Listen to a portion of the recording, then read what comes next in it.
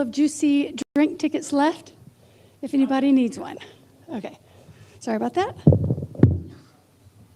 right, now we're good. Technology.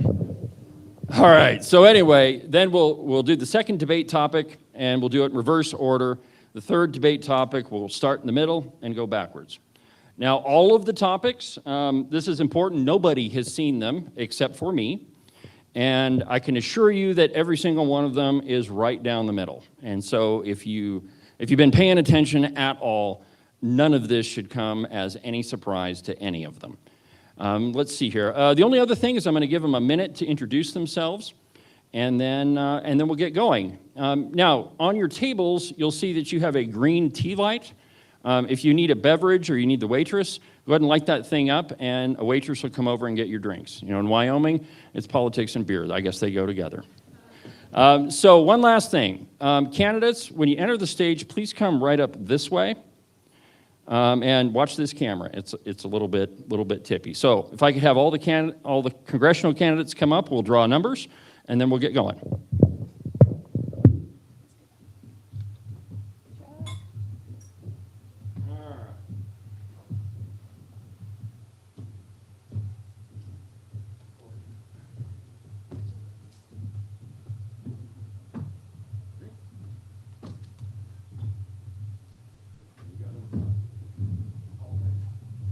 Gentlemen, so 1, 2, 3, 4, 5 down the line. So we can sit in the sun. Yep.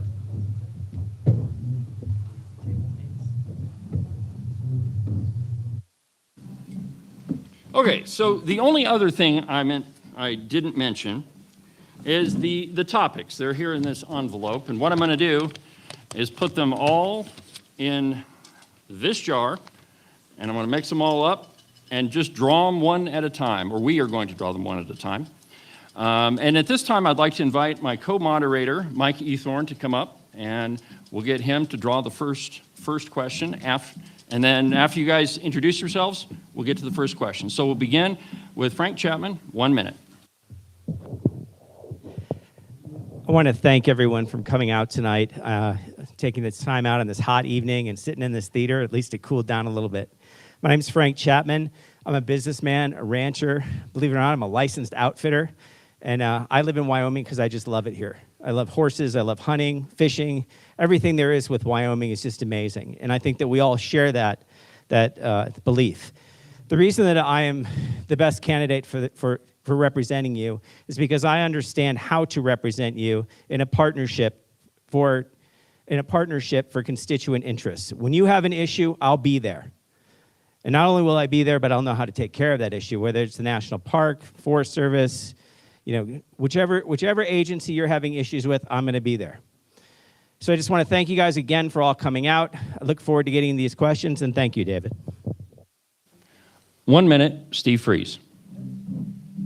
Thank you all. Thank you also for coming out on a nice warm night here, isn't it? My name's Steve Freeze. Raised a father. Raised 4 children. What I care about deeply is families staying together. And I want to work to bring great jobs to the state, and I can do it by getting regulations changed in Washington. I've got some experience doing that, and look forward to talking with each of you about that later to fill you in. That's really my mission. I want to serve the people of Wyoming. I want to bring unity together, and most of all, I want to fight the growing threat of the left in D.C. We now have at least 5 Democratic Socialists of America. President Trump has rightly named them communists. They hate America. They want to ruin our country. We got to fight back, and I'm up for the challenge. Thank you. 1 minute, Kevin Christensen. Good evening, everyone. My name is Kevin Christensen. I'm your Casper, Wyoming native, 3rd-generation Wyomingite, here to represent you for Congress. I went to the University of Wyoming where 3 important things happened in my life. I got a degree in engineering, I got a commission in the regular Army, and I met that beautiful lady down there. We started a 27-year Army career together across 3 continents, 18 military moves, raising 2 kids along the way, 2 combat tours for me in Iraq. I am a leader, and I am going to represent you in Congress. I won't get bullied by anyone. I won't get bullied by a political party. I will represent the people of Wyoming first and foremost, because if we get one voice in the U.S. House of Representatives, that person ought to know who they work for, and that's you, the people of Wyoming. Thank you very much. 1 minute, Chuck Gray.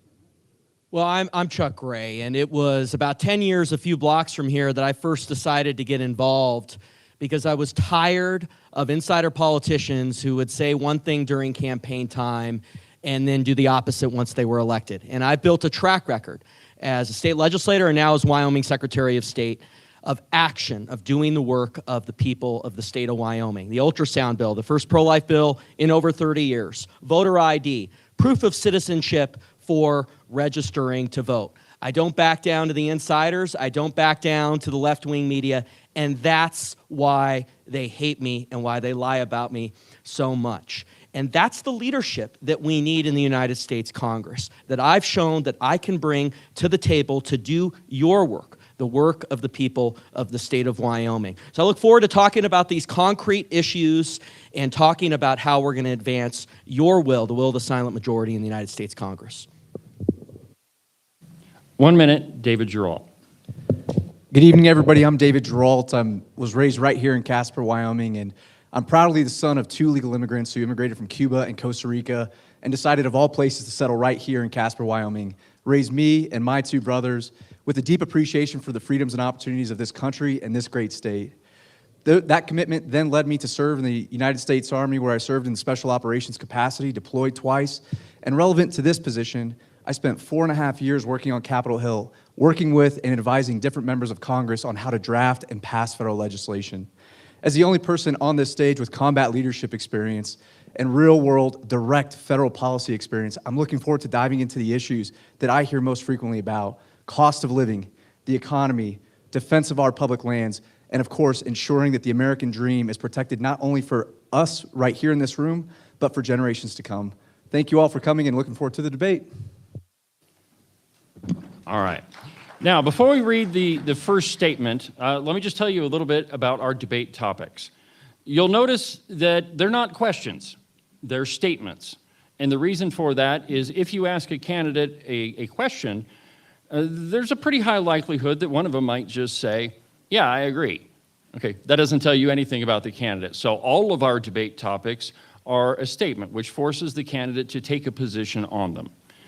So for our first debate topic, Mike Eathorn. I almost called you Frank. Thank you. Frank's over there. But anyway, I'm Mike. The federal government should establish a policy to allow more state control of federal land. 3 minutes. 3 minutes. Hello? Okay, good. This is an issue that's very dear to me because owning Heart 6 Ranch, I've got about 8 different land contracts with land for usage. There's pasture, there's a marina resort permit, oddly enough. It's just a resort permit for the ranch. But it's constant that we're all getting bullied and pushed back. And the only way that we're going to stop this is if we have substantive legislative change. We've got judicial overreach, which we take care of by doing 3 things. We changed the venue to come back to Wyoming, which also helps our mining industry and our oil and gas industry. Keep things out of D.C. The reason that they had, in my opinion, this type of venue where you'd go to D.C. is because how were those attorneys all going to travel around the country? There weren't any airplanes when they thought this up. So let's modernize this, bring it forward. There was a very good change in regulation the other day that made it so they could quit saying that an Endangered Species Act gave you control of the ground. And it's the way that, and sometimes I get too deep into the weeds, but it's the way that they stop a gigantic oil field that gives all of us jobs so our kids can stay in this state, is they go and they attack saying that the ground has to be saved in order to save a grouse. Now, the amount of land that is disturbed is not enough to kill off all the grouse or even make them endangered because they're not yet endangered. But they're going to use that. Liberals, Democrats will use that with the nonprofits to sue and stop our industries and cancel out thousands of high-paying jobs and take away the ranchers' ability to get paid money for the usage of that land. for the fees for oil and gas that are paid to the rancher for that usage. So we've got to go in and change these legislative actions, and two simple other parts. You've got to have a statute of limitations so they can't come back for years. And you also have to have a mandatory mediation. In every civil case you get involved in, you are sent to mediation. These are not. So they've really made the playing field unlevel. As far as getting more into the question, I don't believe that we should have mass transfers of land to anybody. I don't believe that 3 million acres should go out at once. Now, what I do believe is that there's systems that are available to swap land. There's ideas that will come up that require us to allow industries to have land, and that we need to bring that to you so that you're discussing it at a local level. It's just like a data center. Discuss it at the local level. Figure out if it's right for you. So let's figure out if those projects are right for us, and let's make certain that our land stays public. The last element of this is I know we have a lot of hunters, and as an outfitter, I purely believe that all this land has to stay open so that people don't need an outfitter to hunt and they can just go hunt. All of the public lands need to remain public. All right. 3 minutes, Steve Freeze. Military aid. Wait. No, we're still on the first question. Oh, we are, okay. Yeah. Okay. Read it again. The federal government should establish a policy to allow more state control of federal land. Well, I agree completely with that policy, and it gives me the opportunity to talk a little bit about what expertise it is that I bring to the table. When Obama was president, I realized that he was doing a lot of things that needed to be reversed promptly. I reached out through some contacts, and I developed a network of attorneys, very smart conservative attorneys within DC, and we crafted executive orders so that the next president, this before Trump was even nominated, so that he'd be able to take swift action on all of these issues, many of them that did involve federal land. Some of you might have heard about the issue that was known as WOTUS, Waters of the United States. The EPA under Obama weaponized the EPA by redefining what a navigable waterway meant. You know, obviously it seems like jurisdiction over the Mississippi where you've got barges going up and down. They redefined it. It could mean a stream or a seasonal pond on your ranch. If you didn't have the right permit and you filled it in, they would come after you with thousands of dollars worth of fines. We saw that problem. It was a problem right on the ground, and we had a fix for it. Didn't do the whole job, but it got started. The insight that gave me is that I need to hear, and I'm already starting to hold some great roundtables with people in the oil and gas and mining industry. I'm going to learn where the rubber meets the road. What are the regulations that need to change? A lot can get done without changing a law. Existing law allows for a lot of interpretation. If we can get the regulations that can open up our oil, gas, mining jobs, we are going to drive an economic boom like the state has never seen. President, you know, there used to be the phrase energy sufficiency, that was the goal. But President Trump's taking it much further. You've heard him say it, energy dominance. We've got the opportunity. Wyoming has an enormous part to play there. And it's going to bring the kind of jobs that will get our families moving back here if they've had to move away. But I care deeply about families staying together. And with the great jobs that I can help bring in through regulatory change, families are going to be able to stay together. The subject also includes the debate topic that's come up about transfers of land and this wholesale selling of federal lands. I'm not for that, but the decision making needs to be done at the state level. I'm all for some sensible transfers of land. You know, as in the eastern part of the state, the homesteaders have one situation with their land rights, but as it went west with the railroads, there's a checkerboard of land that's owned by federal and private. I love the idea of swapping there so a rancher can get more water. We've got to do sensible things, and the decision making has to happen here and not in DC. Thank you. 3 minutes, Kevin Christensen. It's not a policy, it's a law.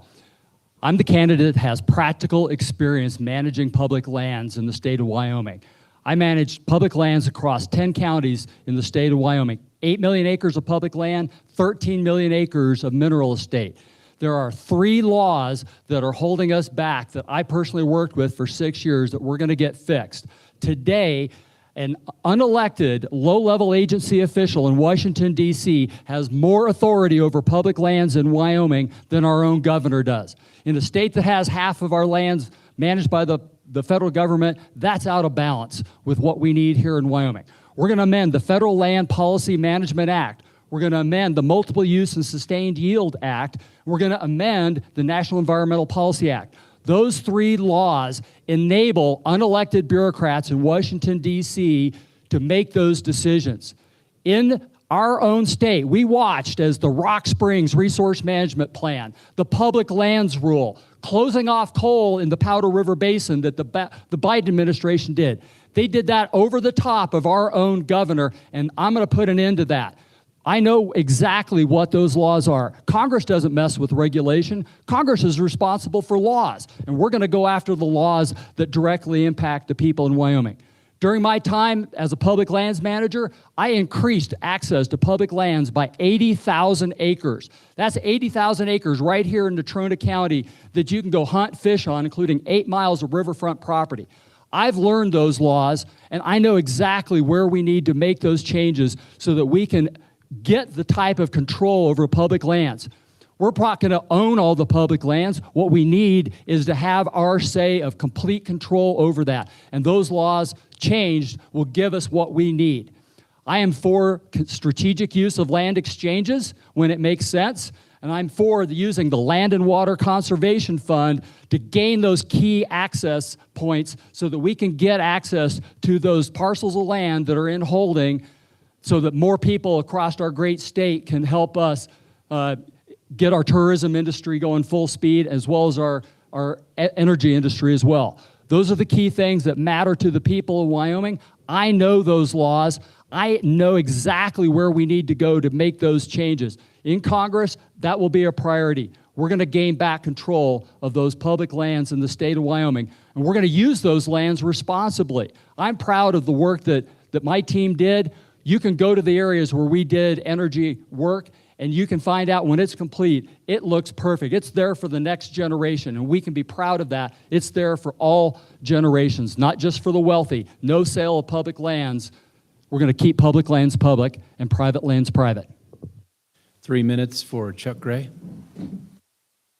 Well, one of the roles of the Secretary of State is to be a member of the State Board of Land Commissioners. And I want to take you through 2 sort of slices of life of what I've experienced as a member of the State Board of Land Commissioners over the last 3 years, and why I think people have lost so much trust in state management of lands. The first one is the Columbus Peak Land Exchange up in Sheridan County, where you had a pristine series of sections of state lands that the governor wanted to set up an exchange with one of his friends that would have hurt access, that was damaging to our wildlife. It was a one-sided exchange, and it almost went through. I was the only member of the State Board of Land Commissioners to come out in opposition on it. The governor tried to stop public comment at one of our meetings in opposition to the exchange. I insisted on it. He had one of his outbursts, but we won that day. We were able to swing 3 of the other members of the State Board of Land Commissioners to vote against that. And then fast forward another 12 months when Gordon did his last-minute sale of the pristine Kelly parcel to the Biden administration. And he jammed that through at the last moment. He called the meeting literally 2 days before the presidential election. The meeting was a week after President Trump won because he knew the Trump administration wanted nothing to do with that, and he wanted to jam it through with his left-wing friend Biden. And I lead with that because that's why people have lost so much trust with state management of lands. And that's why I've been very clear that I believe public land should remain in public hands. Now, we need a member of Congress that is going to make sure that we are able to reach our full God-given potential on our public lands. We must have oil and gas mining and clear this outrageously wrong objection from this radical left-wing judge in Washington, D.C. on stopping permitting in the Powder, and we need to unleash the Powder. We have to be able to mine our coal, and if the agencies aren't going to do it, then we need to bring a provision through a bill, just as we did in the One Big Beautiful Bill, requiring them to permit our coal. Same with soda ash, where we've had struggles as well with permitting on our soda ash mining.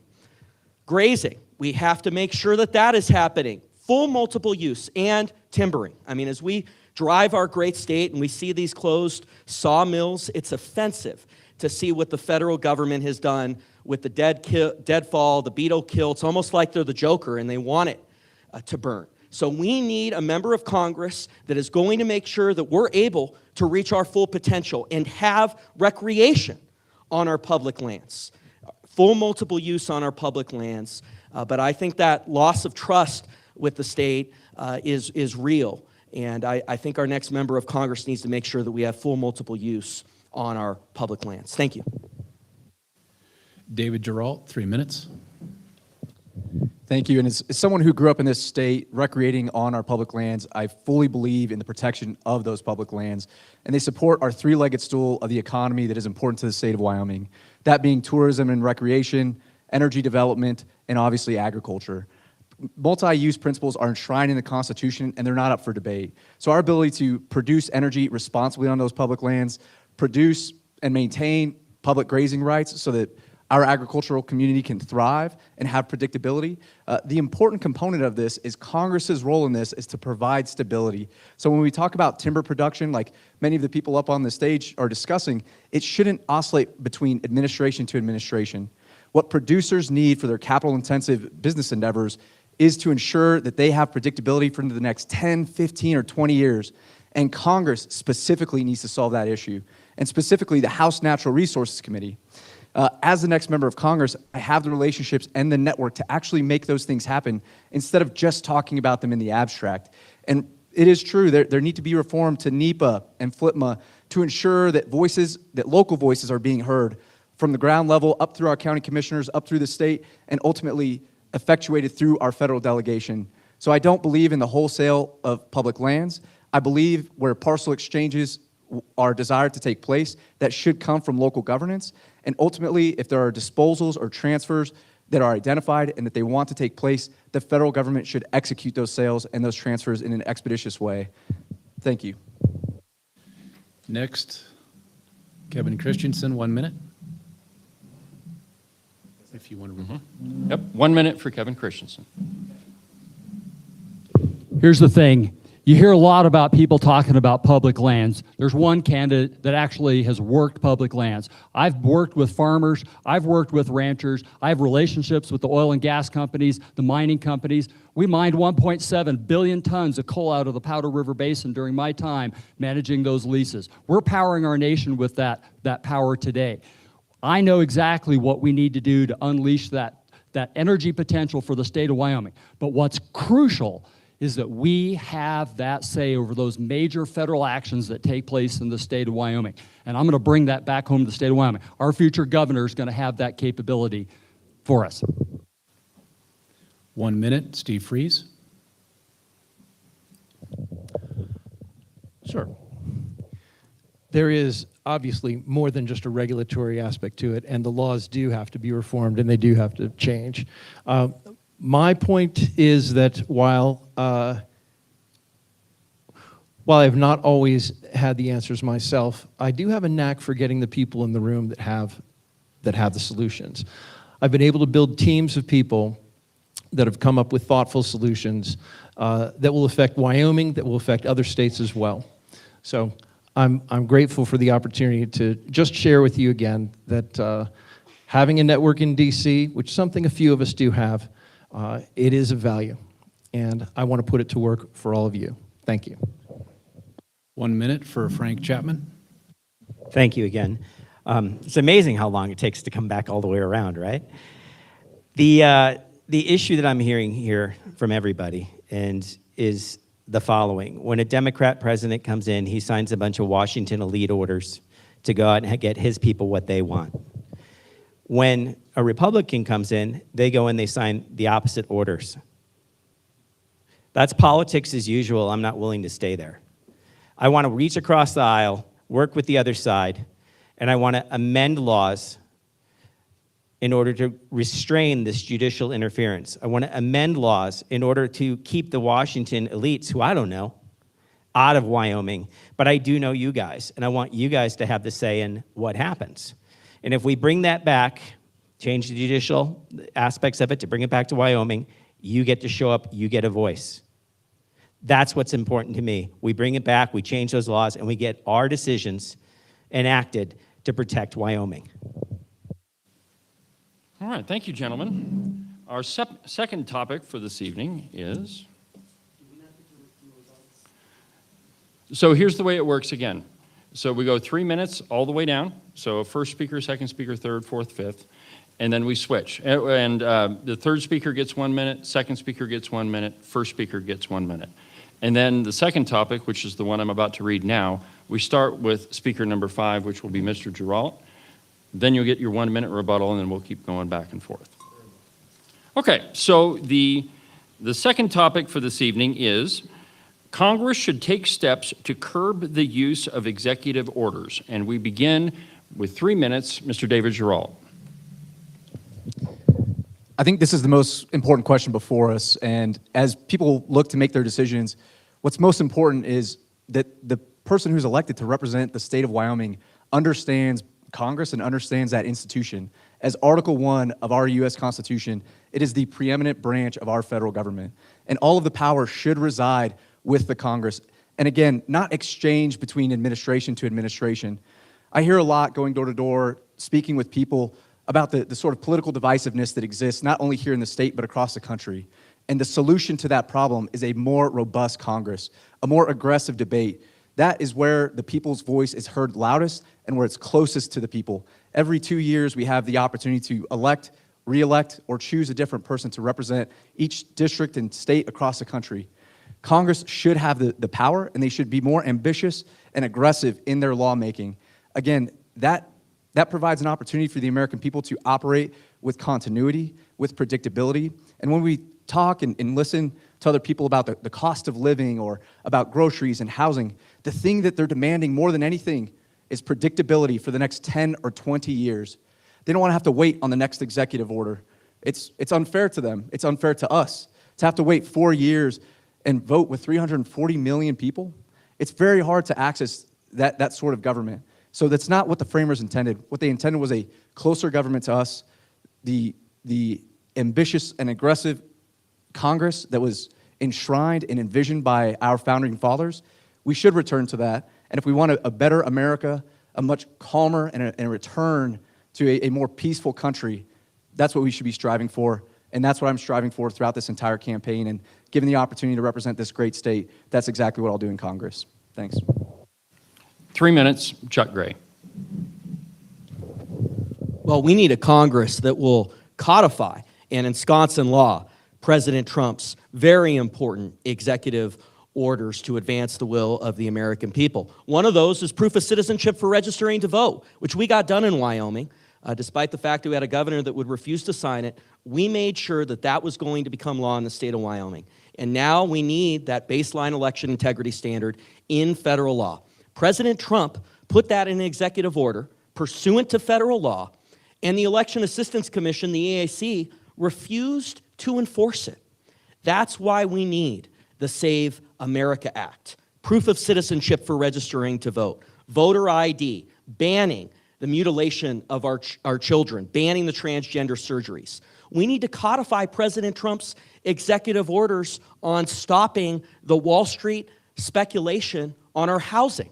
BlackRock, State Street, speculating on our housing that is driving up the costs of housing in America. So we need a Congress that is going to codify these executive orders, including banning sanctuary cities, which has been struck down by the federal courts, but the Congress could put it into law, and codifying the actions by the president to stop permeations on our southern border, to stop illegal immigration, which is what conservatives in the Congress, as we speak, are trying to do right now. So we need a Congress that is taking action, and that's why President Trump is stepping in, is because, as we see it right now, the Congress is not.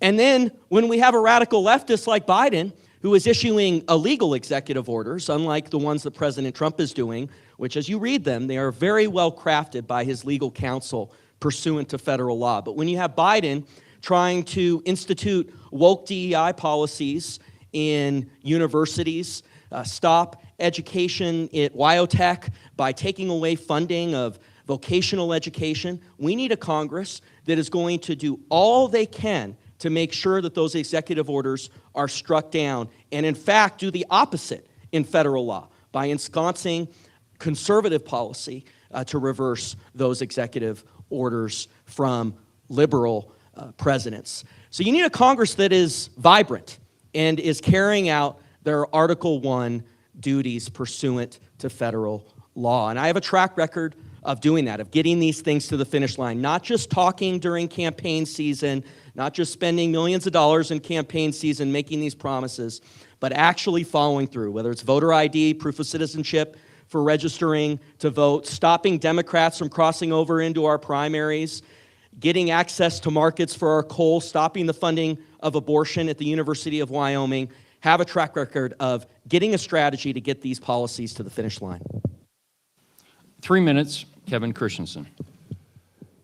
I wholly disagree with any idea that Congress needs to exert its authority into the executive branch.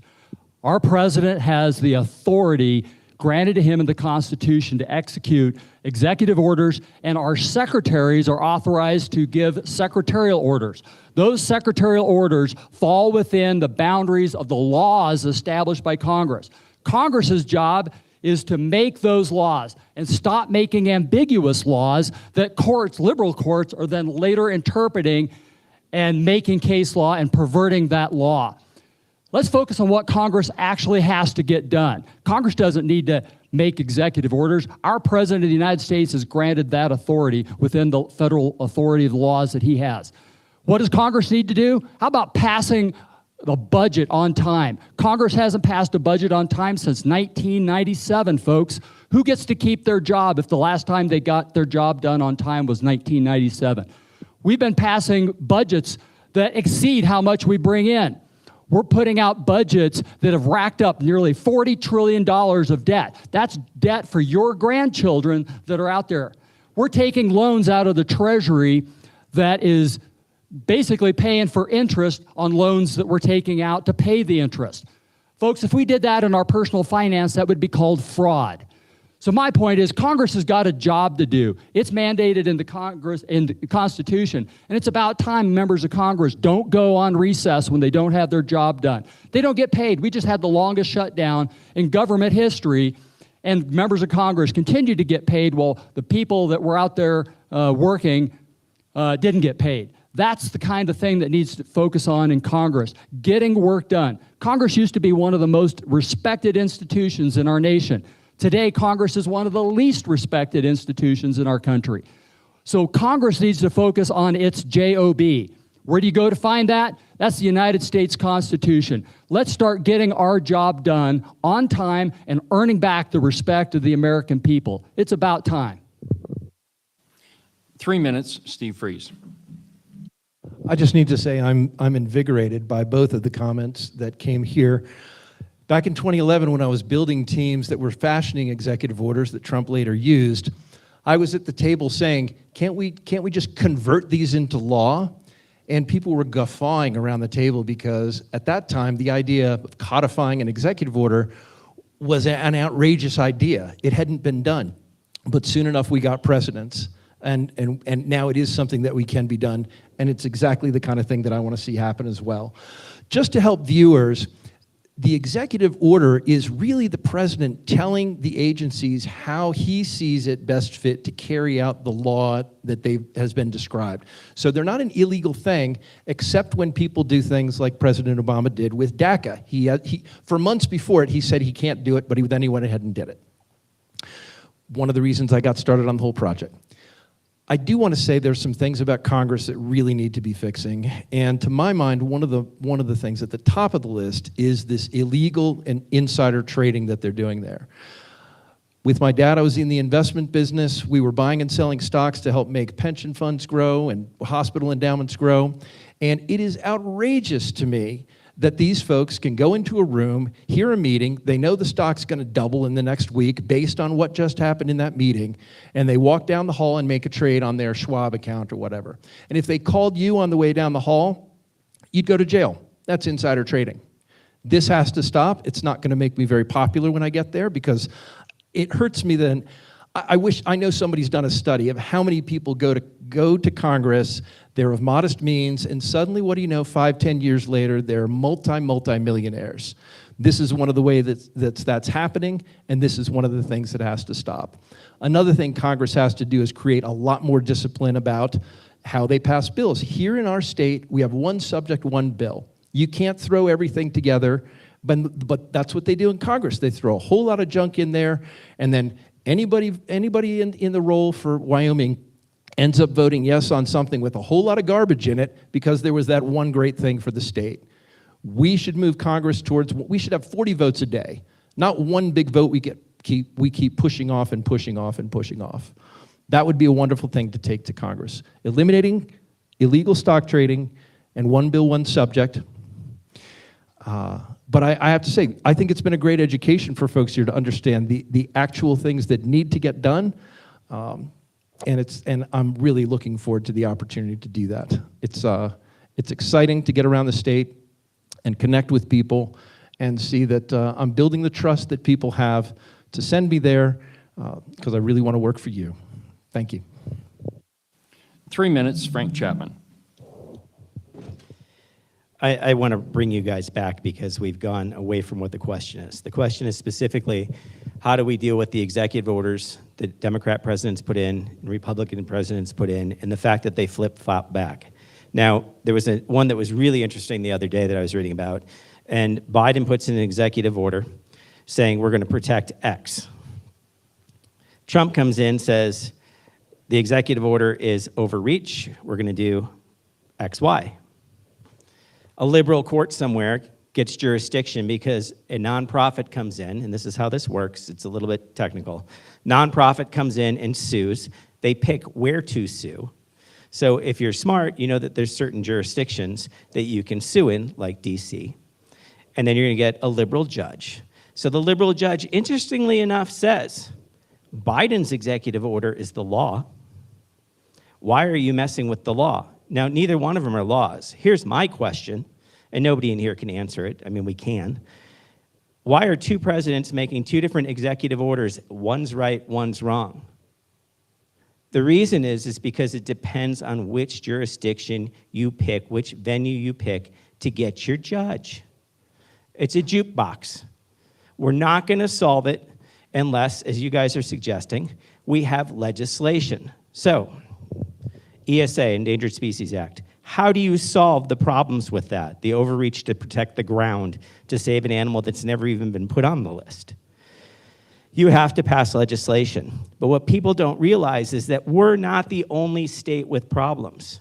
Maine has problems, Minnesota has problems, Idaho, Michigan. So you've got senators, and it's going to take 10 senators to get this passed, that are going to help you in specific manners.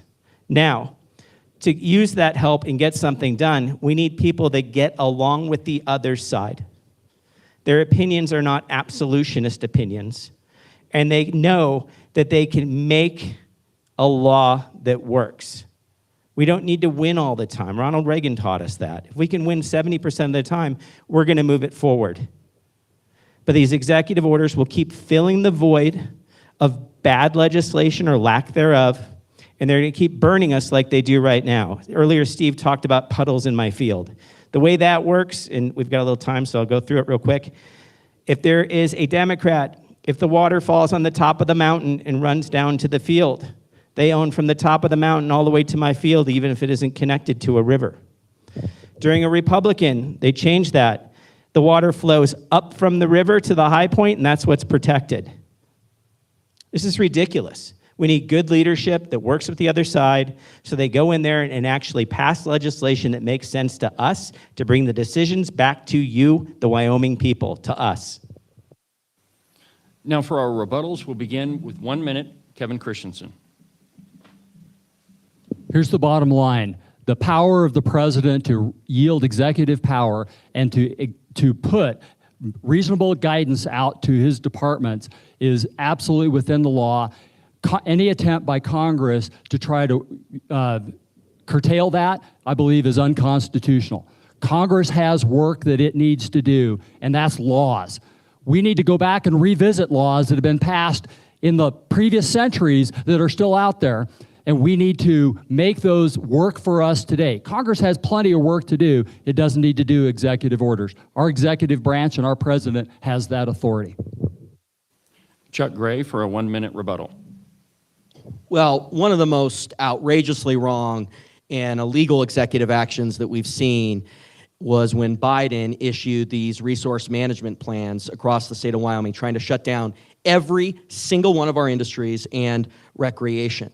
And I was there and pushing back on those from the start. That Holiday Inn in Rock Springs where BLM tried to surround us, which was a metaphor for how they had all the power, I was there, the only one there. And I pushed back, this is a rebuttal time, pushed back in this question and the last question when Mr. Christensen says that he's the only one who has any experience in protecting our public lands. I have experience and have shown and gotten to the finish line actions to push back on illegal executive actions that Biden took on trying to take away our industries and protecting our access to our public lands. And that's the kind of strategy, getting things to the finish line, that we need from our next member of Congress, not just a bunch of theoretical talk. We need action. And our final rebuttal, 1 minute, David Giroux. Ultimately, what we're all talking about here is reducing ambiguous laws and ensuring that the black and white letter of each law is followed to the T. We're ensuring that there's continuity and predictability for families across the state of Wyoming and across this country. That is the work of Congress, and that is the hard and difficult work that each congressional committee should be doing. Again, members there should understand what the processes are, listen to the voices in their district, represent them, involve those voices from the community level, and ensure that it's enshrined in long-standing, continuous law, as opposed to changing from administration to administration. And ultimately, what we're talking about here is limiting the reach of federal government and giving us more predictability and ownership over our lives. As a conservative Republican, these are values that I've lived my entire life and have had the pleasure of working on before in the federal legislature. All right, next question for Kevin Christensen, and here it is. Foreign military aid to America's allies, should be dramatically reduced. 3 minutes.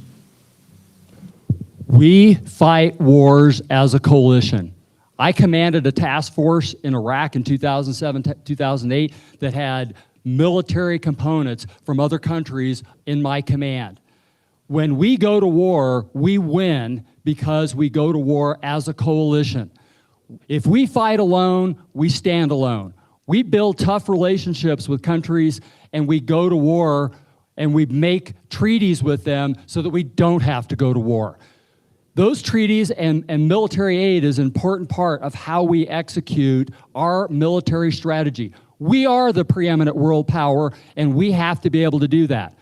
Are we giving more federal aid or military aid to countries that we shouldn't? Absolutely. Who's come to bat for us? You look at our conflicts that we've been in, who showed up to help us out? Those are the ones that get our help. The people who didn't answer our call, you get nothing. When we get our national debt paid down, then we can expand. But for right now, we focus on the people who showed up when it mattered most to us. And that's when we go to war, and we go to war with the power of a coalition. That coalition is built in peacetime through training, military aid. I've trained NATO countries. I trained many countries that went and fought with us in Afghanistan, in Iraq. Those are American lives saved and tax dollars saved when we have coalitions of foreign countries that believe as we do and help us out when we have terrorists that are attacking us. When you look back at the cowardly attacks on 9/11, look who stood with us. Those countries went to war with us. They went to war with us because we had military aid, so they had the same kinds of radios we did. They had the same communication, compatible systems. That's how we fight wars and win, and we reduce the probability of American casualties out on the battlefield. So how do you do that? You have strategic use of military aid to the countries that have been there for us. If they haven't showed up for us, then they're going to get cut off. We got to focus on paying down our national debt so it's not free for everybody. But it's an investment that will come back and pay dividends to us when we go to war. I was a colonel at the Pentagon on the Joint Chiefs of Staff. I worked national military strategy, and I worked with the House and Senate Armed Services Committees. We made strategic use of military aid when it made sense to further our national military strategy, and I support that when it's done strategically. Okay, Chuck Gray, 3 minutes. 3 minutes. Well, I'm opposed to foreign military aid. We need an America First policy that is going to advance the interests of the United States. And I'm certainly for stopping Iran from ever having a nuclear weapon. I mean, one of the worst slices of life of foreign military aid is Pakistan, who was allowed to get a nuclear weapon, and they extort us year after year, saying that they'll tell us where their nuclear materials are if we give them all this money. They have a gun to our heads. It is wrong. We cannot allow it to happen anymore. And what I think you saw from Mr. Christensen, and appreciate the debate, that's what this is about, is an attempt in 2026 to put forward a neoconservative Bush-style policy and try to bring that back into the Republican Party, which is really inconsistent with what President Trump has put forward, which is an America First policy that is going to protect our interests. These countries need to pay their own way. All the NATO countries that during the Bush and Obama years and the Biden years were allowed to carry their militaries on the backs of the United States and then fund their social welfare states by not meeting their 2% threshold, that has to end. They have to carry their obligations, and we need a real America First policy. And it's the duty of the Congress to step up and back up the American people who have made clear over the last 8 years that we support this America First policy in terms of our funding bills and in terms of laws that are passed by the Congress. David Geralt, 3 minutes. 3 minutes. Limiting foreign aid wholesale without any debate or insight into what threats we're facing is completely short-sighted. As someone who's actually deployed to combat and work with NATO allies, trained with them before going to war, this is something that's vitally important to me. And America First does not mean America alone. And people need to understand that defending abroad keeps us safer here at home. To discuss Iran, just for a quick moment, that has the Strait of Hormuz and the protection therein directly reflects upon and affects us here in the state of Wyoming. Our ability to produce energy domestically here in the Cowboy State, we're privileged. But additionally, there's 20% of the world's energy supply transits the Strait of Hormuz. So our ability to defend there, our ability to impact the world there and make it a safer place so that commerce can navigate the seas freely and openly, it matters to us here in the United States. Our ability to conduct commerce across the world is what makes America great. That is what has secured the blessings of liberty for us for 250 years. And if we recede within our borders, we won't be experiencing the freedom and opportunity that we've had for the past 250 years, for the next 250 years. I wanted to talk about pivot to the Indo-Pacific. There's no way for us to respond to the Indo-Pacific and the threat from the People's Republic of China if we don't have allies in the region who are willing to work with us. If we're incapable of doing that, or even open to having the conversation, then we'll see the threat emerge on our shores, and whether that comes through violent extremist organizations or kinetic warfare or naval warfare, we put ourselves at risk simply because we don't want to do the hard work that's required. I had the fortune of working for the chairman of the House Armed Services Committee, so I had the pleasure of passing a National Defense Authorization Act 5 years in a row. It's the only bipartisan bill in Congress that's passed for six decades to this point, and there's important work that's done there. And each one of our alliances is unique in its own right because they have specific geostrategic implications for our safety and our security here at home. So it depends is the real answer here. It depends where our foreign aid is going. It should be responsible. We should ensure that we're getting something in return for those investments that are taking place abroad. And we should ensure that our priorities are put first. And if our priorities are misaligned with that allied nation, that's fine. They can go at themselves, or they can go with their own alliances. But ultimately, America's force multiplier is our relationships, our alliances, not only here in our own hemisphere, but abroad and across the ocean. Thank you. Frank Chapman is next. 3 minutes. 1 minute. 1 minute. Or no, 3 minutes. You're right. Okay. 3 minutes, Frank. Thank you. You know, that was interesting to listen to. I think everyone in this room is America first. I think all of us care about our kids. We don't want our kids going off to fight wars. We do want to protect ourselves and make certain that we're strong and that we're respected throughout the world. Our question was, do I agree with cutting defense spending aid to foreign countries? I do. I agree on cutting a lot of spending, and I think everybody in here does, because we've watched the fraud and abuse that's occurred regularly. Now, that being said, we need to be smarter with the less dollars, and we need to put those into positions that make sense. You know, frankly, I don't want to learn Chinese. I have enough problems speaking English. And I think that, you know, you had a great point, everybody has. We need to make certain that our partners in specific areas, again, respect us, they're willing to work with us so that we can defend against the greater menace. And that includes at home, people that aren't even in the military that we've got to support, that are bringing technologies forth so that we're always the world leader. If we lose that, the position as world leader, we're done. If we lose the dollar being traded for oil, we're done. And it's more serious than you can imagine, but yes, we can't just randomly give countries money. We can't just flush it out there, but we do have to protect ourselves. And in many times, we have to put them first between us so that then we can then defend ourselves. So again, all for cutting this aid. I liked all of the questions. You know, Kevin, I wanted that we skipped over your service, and I want to thank you for that service. I don't think that in any way you were trying to avoid America first. I think that was actually the subject of what you were doing. But I mean, I know why we're here. We're debating, and I get that. So yes, let's cut the budget. Yes, let's be responsible with our spending. And lastly, let's get rid of fraud and abuse, and let's be diligent in that area. Steve Freeze, 3 minutes. Thanks. I also would like to take just a moment to compliment, applaud, and thank both David and Kevin for their service to our country. Thank you. Thanks.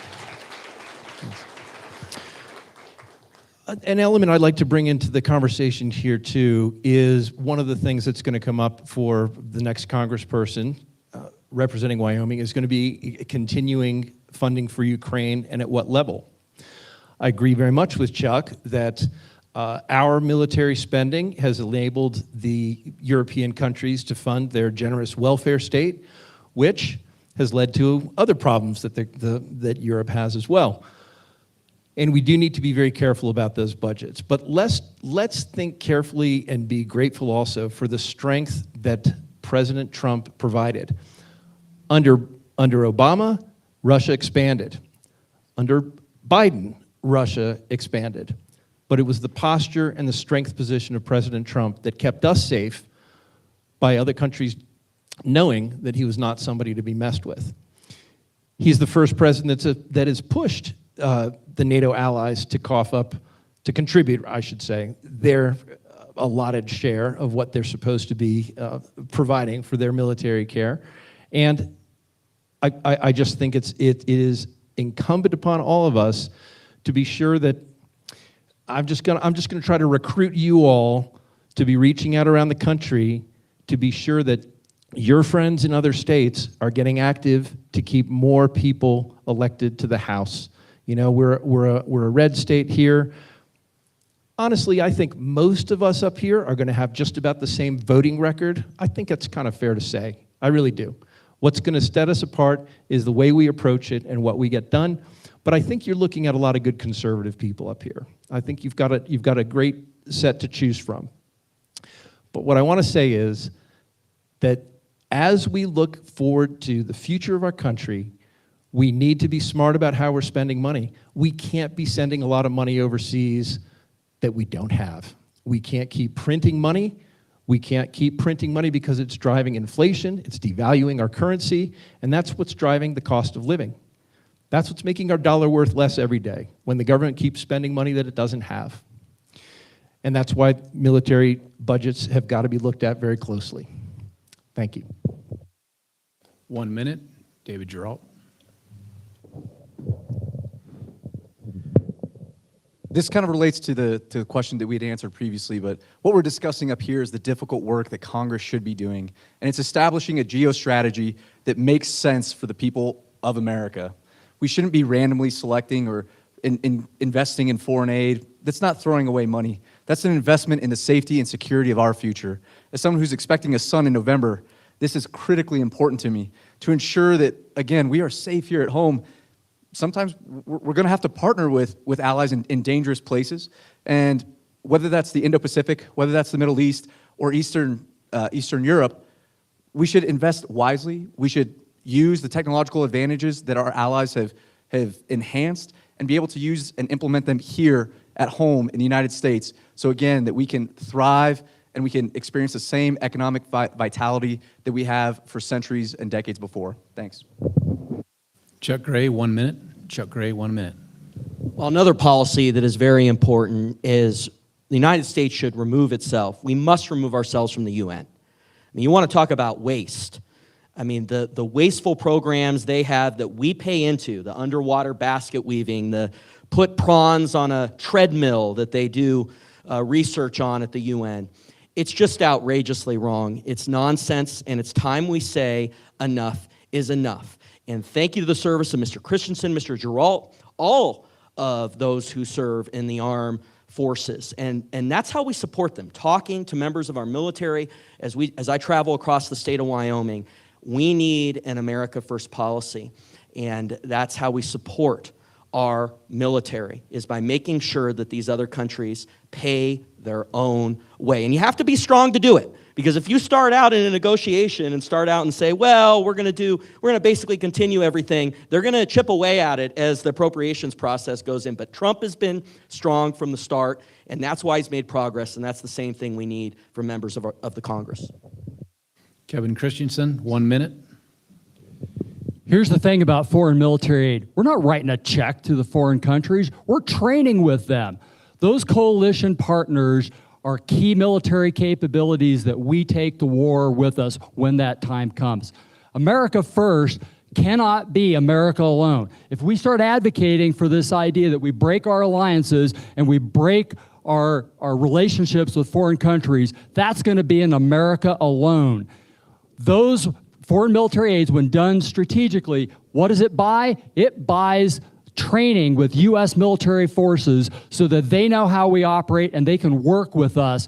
Not everybody gets that opportunity, only our closest allies and those that have shown up to support us when it mattered most. All right, thank you, gentlemen. We have just a few minutes left in this segment, so I'd like to give you 1 minute to sum up. And since we started with Frank Chapman to begin with. Is there still the 1 minute thing allowed? Nope. Did I miss that? We missed it. All right, so 1 minute to sum up. When we'll start with David Geralt. Yeah, conclusion.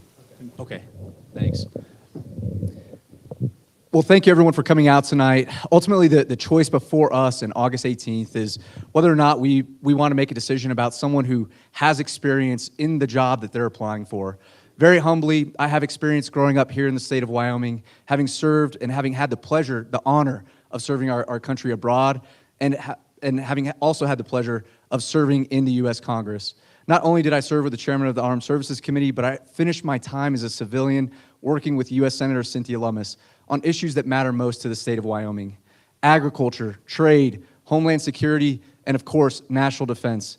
I'm honored and privileged to have done so, and I'm asking voters for the opportunity to do so again come August 18th. My name is David Geralt. Again, I thank you all for your attention to this very important election. Get home safe.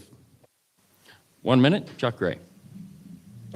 Well, when I think about these last 32 days before the state of Wyoming, before we make this very important decision on August 18th, I think back to 10 years ago, a few blocks from here, when I decided to get more involved. I was tired of these politicians in campaign time that talk the talk.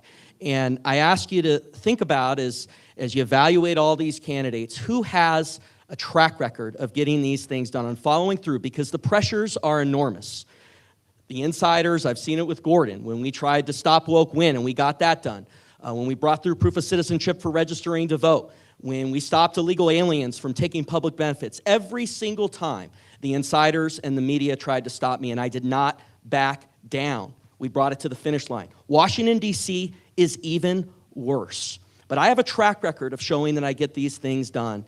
And you think about the over $15 million that we're on track to be spent in this race, please think about the track record. And I have it, and I ask for your support on August 18th. Thank you.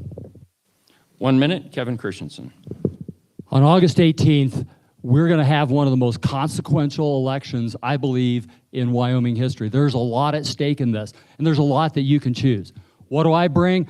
I am a leader who gets things done. I build trust relationships with people, and I build coalitions, and I get work done. I will put the people of Wyoming first before a political party or before anyone else. I believe in my faith in God, the trust in the people of Wyoming to guide me in making those decisions. Folks, we get one voice in the House of Representatives. That needs to be a voice that knows who it works for. That's the people in this room and the people across the state of Wyoming. I'm the person who has the leadership and the ability to work well with other people to get that key work done. Trust relationships are how we win in government, and I'm the person that can do that for you in the state of Wyoming. Think of me August 18th, Kevin Christensen, your candidate for U.S. House of Representatives. 1 minute, Steve Freeze. Thank you. Thanks. I'm Steve Freeze. I'm a retired businessman. I was in the investment business, and I've been very active in the conservative movement. If you were to visit Charlie Kirk's home in his office, his desk is my dad's desk. They had a close relationship. I've been fighting the left all the way. That's kind of the enemy within. Been doing that through all kinds of, you might know James O'Keefe, you might know just all the activists that we've supported over the years. I'm actively in this fight. That's a fight that's going to be important in DC. I've also worked with the executive branch in getting things done for them. I'm a problem solver. I'm creative. I'm forward thinking. And the real reason that I want to do this is to keep families together in Wyoming. I want there to be great jobs for the next generation so that grandchildren and grandparents can be together. That's why I'm doing it. Would love your support on August 18th. Thank you. 1 minute, Frank Chapman. Well, I want to thank everyone for coming out. It's great to meet some new faces. It's great to see some faces that we've already met. There are two things that are important for you to remember. The first one is that this representative, your only one, has to represent your family, and your family or your friends are going to have an issue when that representative's got to step up and stand side by side, no matter what the issue is, to help you. Now, the other thing that that representative has to be able to do is work with other people. Now, I support the UN. I support the existence of the UN, and I think it's actually idiotic that anyone would want to get rid of the UN. The reason being is that you have to have a place to go talk to somebody who is your enemy, because you don't have anywhere else to go talk to that enemy, and you have to come up with a resolution. Otherwise, you fight a war, and the only way to end that war is to sue for peace or to devastate the other side. All right, thank you, gentlemen. That concludes this portion of tonight's event. Please, let's give them a round of applause.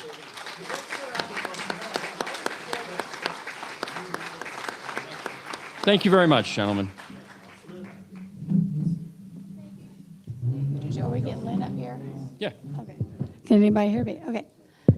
Thank you, gentlemen. Next, while y'all hopefully go eat some delicious sandwiches and chips, we're going to have Mr. Lynn Everts talk about the Stockmen for Liberty and what they're up to. So, Mr. Lynn, where are you at? And would you come up and talk to us? And it's not rude to get up and go get a sandwich out in the lobby or some chips or another drink. And thank you to Kent Brickman for being our wonderful timekeeper. Thank you, Kent. Hey, folks. My name's Lynn Everts. I'm with the Wyoming Stockmen for Liberty. Last couple of sessions ago, we got rid of some of the bad boys, and they said, who in the heck is Wyoming Stockmen for Liberty? Well, guys, I'm telling you who we are. We are the people that just want to be left alone, okay? We just had our 65th First Monday meeting, and I'll guarantee you 70 First Mondays ago, you wouldn't have found anybody here except maybe for Frank Ethorn, who's everybody's champion. Anyway, you wouldn't have found any of us here because we wanted to praise for our God. We wanted to raise our kids. We wanted to work our ranches, whatever else. But most of all, we just wanted to be left alone. And let me tell you, I want to run a little test tonight. How many people in here really just want to be left alone? Raise your hand. Raise your hand. Look at all those. These are all members of Wyoming Stockmen for Liberty, and you didn't even know it. Okay? There's a lot of stuff that gets talked about. The funny thing that we've found is we're all just hardworking people.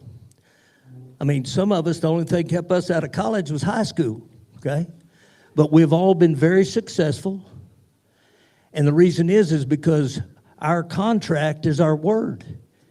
We don't need a lawyer to do a deal in our business. We do multi-million-dollar deals, and we shake hands because your word is your bond. You're only as good as your word. Now, I hear these people, and I'm going to tell you guys, we don't even watch TV. When they kicked Jesus out of the schools, we all started teaching homeschool. Hell, there wasn't no telling what was going to fill that void, and we've seen what it is. It's such a beautiful thing. So we're just good, honest, hardworking. We tell it like it is. Country boys, most of us. Now, we've got a few people live in town, but you're listening to these guys talk, and I love these guys. There's a couple of them better than others. But nobody has mentioned the real problem, the real issues. Nobody wants to discuss the real issue, like the issues that in our county over there we found out we're spending $150,000 a year in excess of that, but we know of 150 to lobby groups. So I went over there, said, hey, city councilman, who do you send that money to? And they go, well, we send it to, our lobby group there in which I said, well, what's their name? I said, I don't know. Well, what's their, are they Democrats or, I don't know. So he's sending them $35,000 a year, and he don't even know what they're talking about. And they are the ones, when these guys we elect, if you get elected, well, you're going to Washington, son. You're in big trouble. But some of these guys, right there's one right there, gets elected. When he shows up that first day, he meets 400 or 500 lobby groups, and they've got everything you want. Girls that legs go all the way to the ground. Perfect set of legs on a woman. And, fishing guides, hunting guides, travel agents. What do you want? You got it. And every day, they're down in the basement. And by the way, your tax dollars are paying for that electricity to fan these guys. And so they could see. And they're working on your people every day. Hey, let us help you with that. Let us help you with this. Oh, here, how about a trip to Florida this next weekend? Take you and wife and kids down on the beach. Well, what's that all about, guys? On top of that, when you get elected, and you can tell them the truth, I'm telling the truth, they start getting checks in the mail. Now, what we did at Wyoming Stockmen for Liberty, and I recommend this for every area, district in this state, is we work with these people. They come during the year. I'll guarantee you that man right there has been at our meetings most of the time. And the ones that come back and listen to us and we talk to and they need help, we'll show up there with 50, 60 people, okay, to back them. But we stay with them. We don't leave them by themselves in this deal because they're fighting a hell of a war. And from that, they don't get sucked in to this lobby group system. And they don't get their attentions are on us, not on what these lobby group boys want. And until we fix that problem, until we get rid of the unpaid people that are running this state, we're going to have a heck of a time, boys. A heck of a time. And I can tell you, we know who they are, we know how they're funded, and we know way back where this came from. Matter of fact, how long can I talk? 30 more seconds. Hey, you guys need to come to one of our meetings. We get down and ugly. But I want to just tell everybody, because I want you to look for yourself. History repeats itself, okay? I want you to look up a guy named Benzion Malachowski. Now, you boys all got them little computers in your pockets. One of them you could fire it up. But I'll tell you, I'll give you a secret, tell you about him. He came from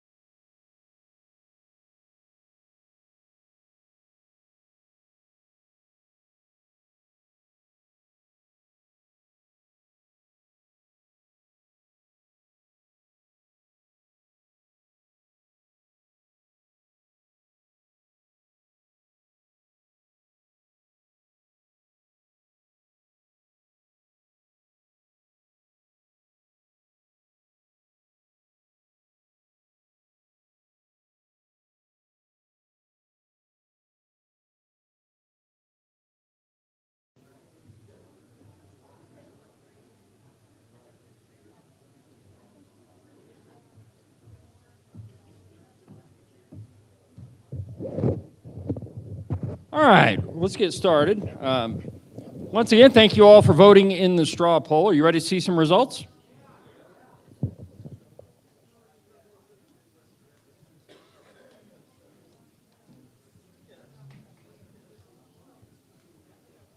And let's see here. I guess you can't see them. Hold on. Hold on just a second.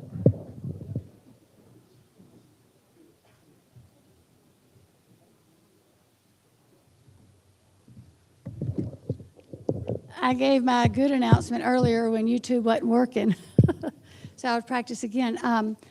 Please help yourself to additional sandwiches, and thank you all so much for being here tonight.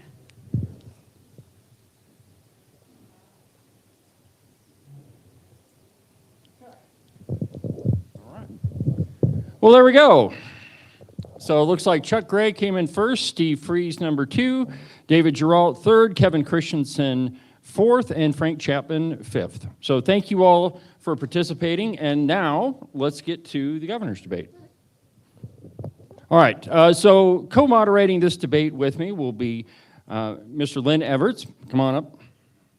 And so this one's going to work a little bit different, okay? We've only got 2 candidates, and so the timing is going to be, come around this way. So the timing is going to be a little bit different. Here's how it's going to work. The first speaker gets 3 minutes, second speaker gets 3 minutes. Then the first speaker will get 2 minutes, second speaker will get 3 minutes, and then the first speaker will get 1 minute. So the person who speaks first always speaks last. We're going to flip a coin to start. So the person who wins the coin toss will begin the first topic, and then on the second topic, we'll switch. Of course, before we begin, as we did with the congressional debate, I'm going to give them a minute to tell y'all who they are, as if you don't already know, and then we'll get started. So if I could have both Brent Bean and Megan Degenfelder come up. All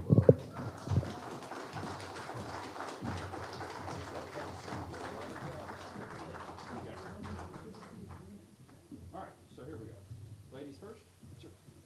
Oh. His tail. You want to speak first or second? Okay, Megan, you'll sit there. Brent, you'll sit there.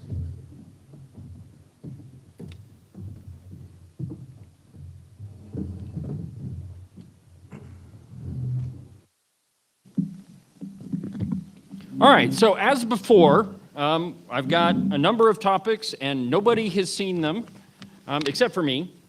And so we're going to take all the topics, we're going to put them in here, and for each segment of the debate, we're just going to blind draw one of the topics, like as we did in the congressional debate. Now, as I said, there's only 2 candidates, so the timing's going to work a little bit different, and it also means that we'll probably get in 4 topics in the debate.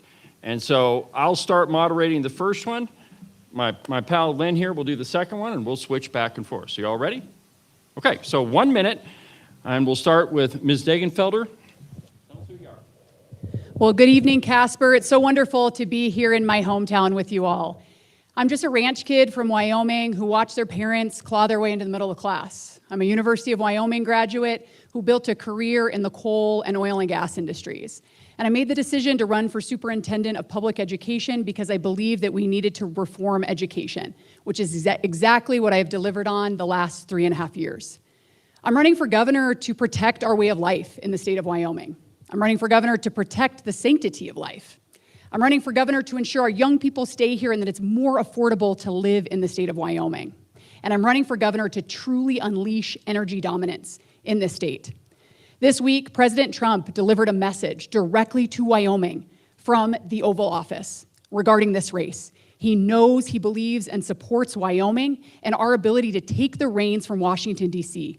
I am honored to have his endorsement and support, and I'm honored to fight for the people of Wyoming because we need a strong, unapologetic leader to lead us into the future. Thank you. 1 minute, Brent Bean. Folks, thank you so much for coming out tonight. I am a Wyoming native, a graduate of the University of Wyoming Engineering College, United States Naval War College, retired Marine Corps colonel, aviator, and combat veteran. Like you, I love the state of Wyoming. This is it's the greatest state in the greatest nation in the history of the world. But folks, I'm running because this state's been sold out. It's been sold out to the highest bidder by politicians that lack the moral courage to defend our constitutional liberties and protect our state from corporate takeover. Folks, there's one way to save this state, and it's going to take all of us to do it. Okay, and that's to return Wyoming to the people. That's taxes to the taxpayers, education to the parents, elections to the voters, agriculture to the growers, and folks, our biggest moneymaker, energy to Wyoming. And it's going to take every warrior patriot out there to make it happen. Folks, this is about you. This election's about you. Thank you very much. Okay, thank you. So for our first topic, let's grab that one.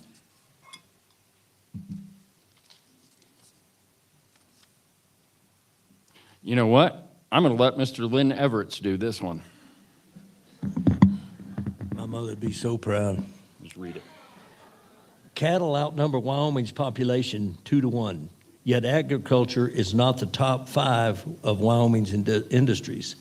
Wyoming's next governor should establish a policy to dramatically elevate agriculture in the state of Wyoming.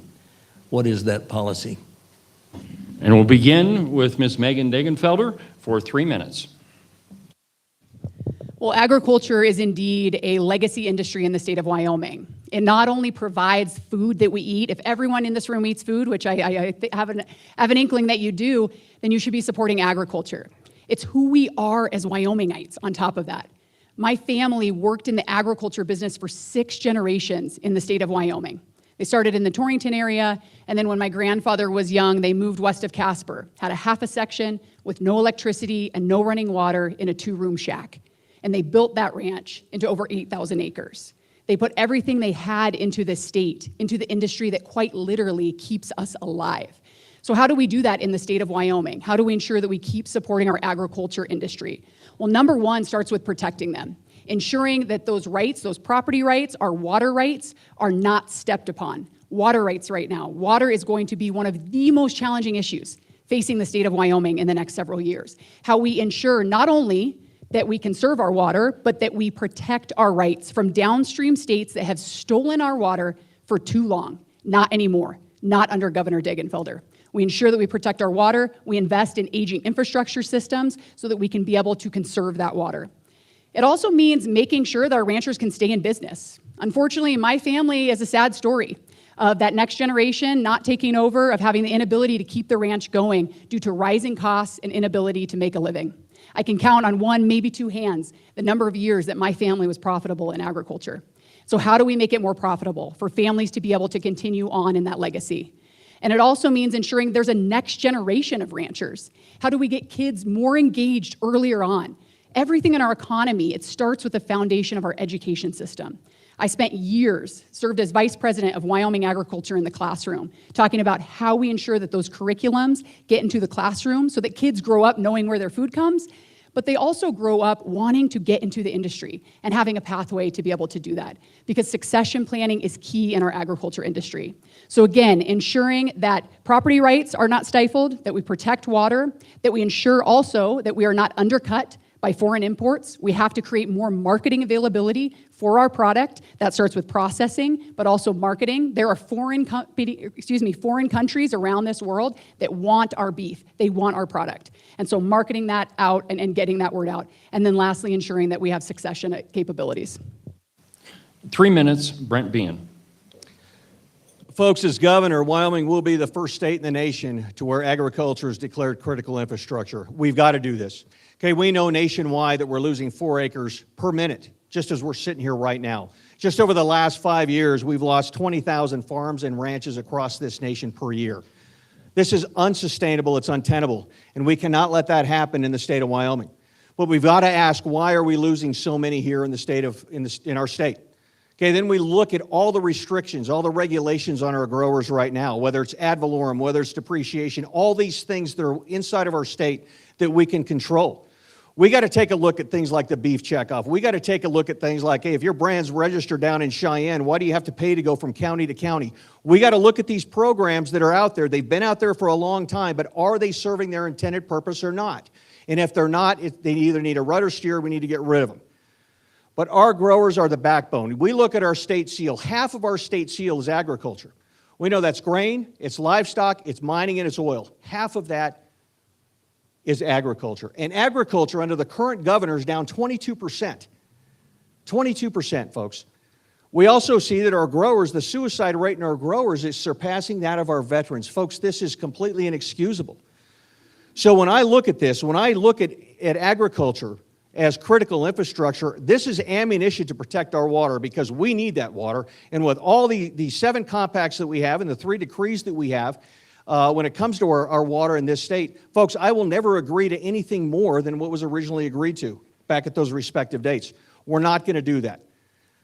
Also, we see like over in Glendale and certain places around this state where AUMs, where the Forest Service, it may be the Forest Service, it may be BLM or something like that that's reducing or putting restrictions rather on grazing leases. You know, to what end? Their excuse is well, we got to control fires. Well, what better way to control fires than to get the livestock in there to get the grass down? So a lot of this stuff that doesn't make sense, and so much of this does come back to FLTMA, the Federal Lands Planning and Management Act. We have got to get this thing back in the box because it is so restrictive to us here in the state. But I will tell you this, I've talked, a lot of the ranchers around this state, I said, what's more restrictive, federal or state? And almost all of them have said state. That ends with me, folks. That ends with me. The state regulations should never be more cumbersome than federal regulations. So it's all about you. Without you guys, without the growers, we don't eat. Thank you.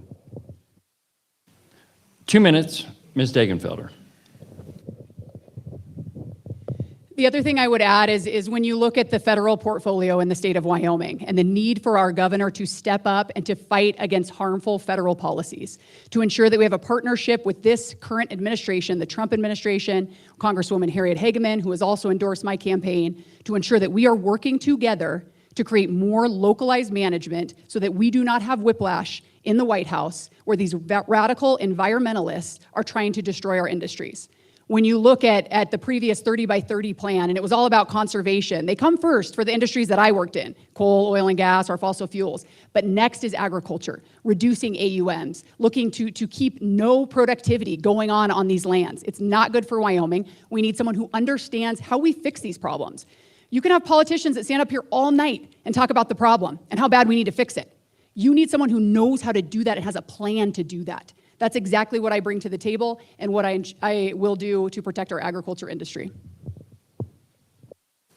Brent Bean, 3 minutes.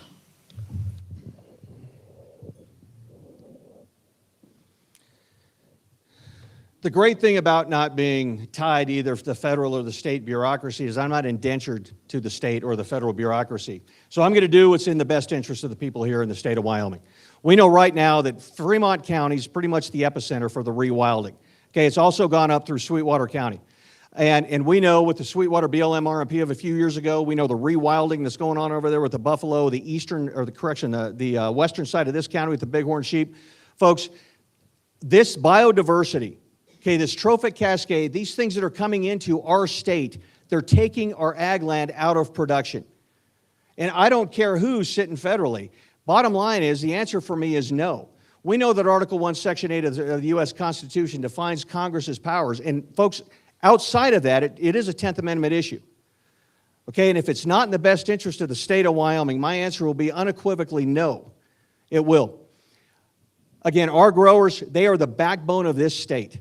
And it's a shame to see that we're not having those generational ranches, those generational farms like we used to see. There's a lot of reasons for that, naturally. And then, you know, when we see all the wind turbines coming in, okay, we got to ask why, you know, a lot of these ranchers and farmers are saying yes to turbines. And again, on private property, I got it. But we got to ask, why are they doing this? Well, we know that these are so heavily subsidized. I mean, it's about an 80-20 split between that and the mining or mineral extraction industries. But this all goes back to once those subsidies dry up, which should be at the end of this fiscal year, the Q45 subsidies under the Biden Inflation Reduction Act, hopefully that'll take some of the pressure off of it. But we got to ask, why in the world are our ranchers and our farmers having such a tough time out there? Okay, and those are the things we're looking at right now. How do we take the burden off of these guys?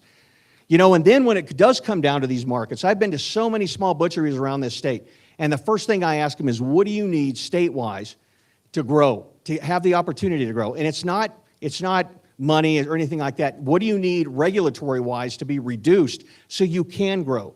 Because there is a market out there that's not being captured, and that's the grass-fed beef, it's the grass-fed lamb.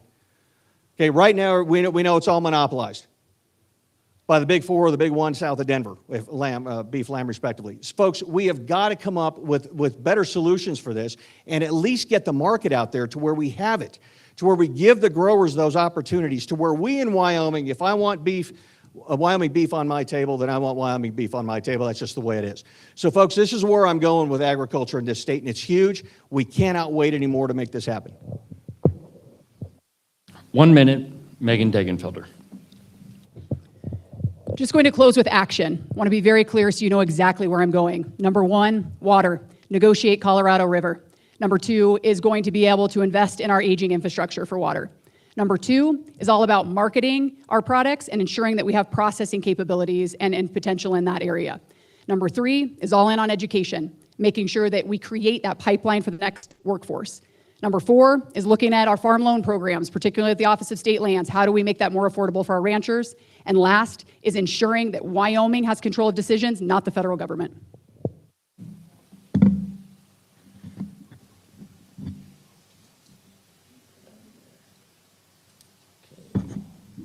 Okay, Brent? Yep. The governor's energy matching funds should be eliminated. 3 minutes. I totally agree. I totally agree, folks. We have gotten in, and this governor, and really what's happened here in a series of governors in our past, and of course what's happened nationwide, is we've transitioned from free market capitalism, state-run capitalism. Okay, we see that going on all over the state. We see it going on around the nation. Okay, we saw it with the governor when he awarded BWXT up in Gillette, $100 million. This is a multi-billion-dollar corporation.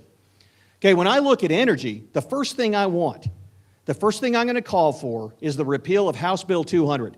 Okay, this came out in 2020, and basically what it did is it mandated all the carbon capture, utilization, sequestration equipment to be put on our coal-fired power plants. Well, folks, what that means is that your power bills have gone up at least 30% over the last few years.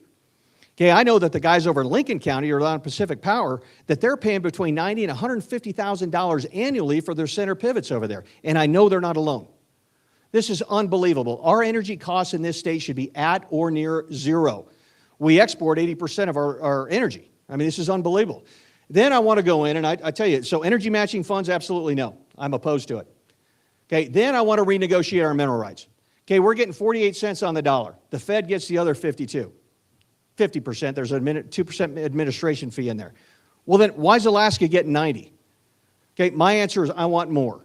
I want more, I want it for you guys. Then again, we talked about FLTMA before. It's putting the Federal Lands Planning and Management Act, getting this thing back in the box because any NGO, any nonprofit could sue at the drop of a hat. We just saw what happened up in Montana, where a Montana judge ordered us to pay money back, and my answer is no. Take it out of future federal funds, we're not paying it back. It's already been distributed, apportioned, appropriated, whatever it is. So there is so much to our energy here, but one thing with the FLTMA thing is just what it's doing to the permitting and the leasing process, particularly on federal land. Okay, we have got to curtail this. And of course, in there, the whole NEPA process, the National Environmental Protection Act. This is a very long, tenuous process to do an environmental impact study. I've been involved in them. North, South Carolina, Georgia, Guam, and the Commonwealth of the Northern Marianas. I'm very familiar with how this process works. But we've got to expedite this process and make sure the public's obviously involved all the way through.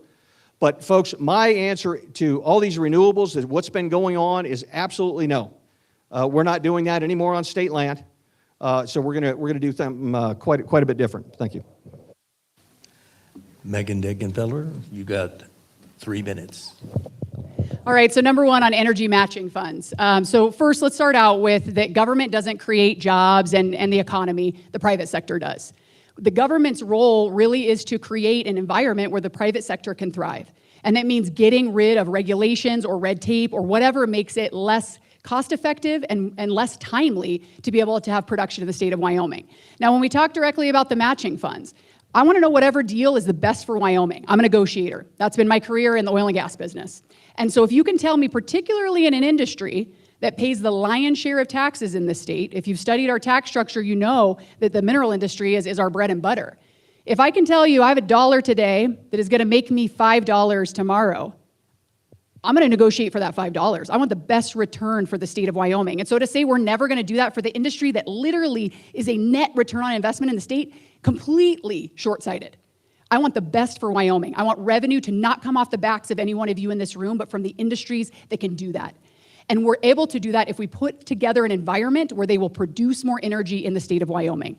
Now, foundational is how do we create that environment that is less costly and is more timely? That's number one we have to do. And I have a 6-point energy plan that talks about exactly how we do that. Again, I worked in the coal industry during the Biden administration, and then in the oil and gas business during Biden. And so I know what it takes and what we need to negotiate, whether it be the federal government or state government, and create that environment. Because if you've worked in the industry like I have, you've been across the table when we're having discussions about where do we deploy our capital? What states do we decide to do that? What is the best environment? Where's the most cost-effective place to do that? And so if there's a net return on investment, and that has to be sure, it can't just be wishful thinking and some of these squishy, economic studies that it come out with, but actual definitive requirements that we have return on investment, why wouldn't I want that? Why wouldn't I want more revenue for the state of Wyoming? I'll never apologize for that. Brent Bean, 2 minutes. Well, it's not short-sighted. It's the way it's supposed to be. And I will tell you, the people own the minerals underneath our feet. We do. Okay, not the government. We own those minerals. And again, this is getting back to what we got to get away from this state-run capitalism. Wyoming will sell itself. Okay, when with government involved in business, the number one thing it's got to do is get out of the way, cut taxes, deregulate, and ensure that we'll never enforce environmental social governance scoring that's been really driven by the left, and guarantee we'll never shut this state down again. And folks, I will never shut this state down, come hell or high water, regardless of what comes out of the federal institutions. But folks, this is about you. Wyoming will sell itself. We know it is. It's a matter of setting the conditions, and that's where the state comes in. Getting out of the way, deregulate. We've got 73,000 regulations in this state. It's more than any state, surrounding state other than Colorado for 580,000 of us. There's a lot of stuff that needs to be deregulated, particularly with small businesses.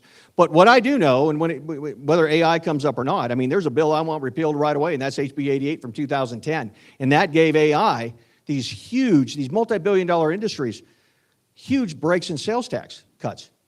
Well, the small businesses here, all along this strip right here, they're not getting those breaks.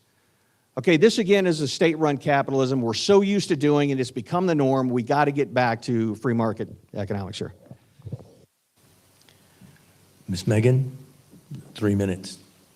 I'll take a little bit of time just to talk more about energy, because I love talking about energy, and even if I sound like a broken record, that's what really keeps the state of Wyoming going. And if our mineral industry is doing well, then our entire state is doing well. All other industries do well when we do that. I'm also an economist, a master's degree in economics, and so I've studied energy markets and know what it takes to ensure that we can do that, we can produce more energy, and we can get it out to markets and make money for the state of Wyoming. In the state of Wyoming, just under half of the surface is owned by the federal government, and just over half of the subsurface is owned by the federal government. And so in a state like Wyoming, we need a governor that has a relationship with the current federal administration, and this is something I've spent a lot of time talking to the Trump administration and our federal delegation about, is how do we do that in this unique period of time when we have an incredible president like President Trump that is going to deliver for us, hand us the reins, and look at ways that we can create permanent primacy and modernization of our leasing, our permitting, and our regulatory processes. That's what we need to have. And we have this period of time while Trump is in office that we can withstand a swing in the White House. And we ensure that we have a stable, predictable environment for the mineral industry to be able to thrive in this state. Because again, when that industry does well, we have our tax revenue, we have jobs for the people of Wyoming, we're able to fund our essential services, and it's good for national security and for the electricity needs of this entire country. And so again, I have a 6-point plan that talks about just how we're going to do that. Not platitudes, not just love for this industry, but how do we get there? It starts with taking control from the federal government, ensuring that our state agencies are working quickly. Sometimes our left hand isn't talking to our right hand at the state level, and we need to own that, we need to change that. And it's ensuring that we invest in infrastructure, we look at having ratepayer protections for our utility payers, and we ensure, again, that we do 2 things. We produce more energy, but that it's cost effective and it's more timely for our producers. Brent Bean, 1 minute.